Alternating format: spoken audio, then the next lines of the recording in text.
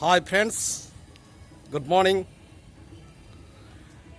So today it is very good sunshine here and I am in my garden as usual in the morning to get fresh air, to see my vegetables and to collect some of them and to pass a good time with yoga, meditation and even the sun bath, because this is winter time and we are all we need the sun bath sometime.